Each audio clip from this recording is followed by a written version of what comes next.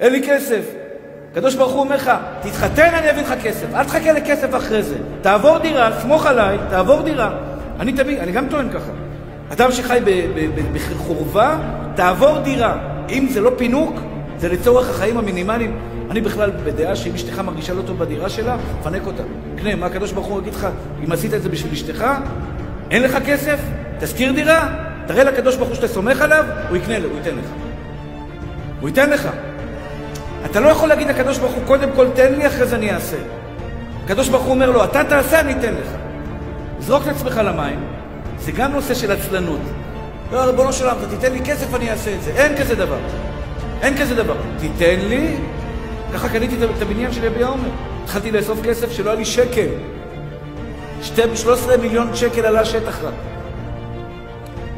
צחקו עליי, ביזו אותי, אמרו לי, הוא גונב את הכסף לכיס, אחי, לא ראיתי אותה ממטר. התחלתי לאסוף כסף ואמרתי, אני עושה צעד.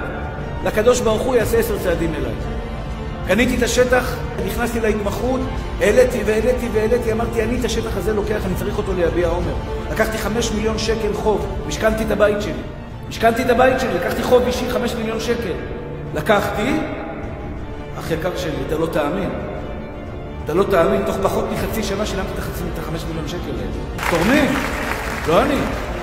זרקתי את עצמי בטירוף על בורא עולם. אני צריך, אומר לקדוש ברוך הוא, רוץ, אתה צריך משהו בחיים שלך? לך. תעשה, אני אהיה איתך.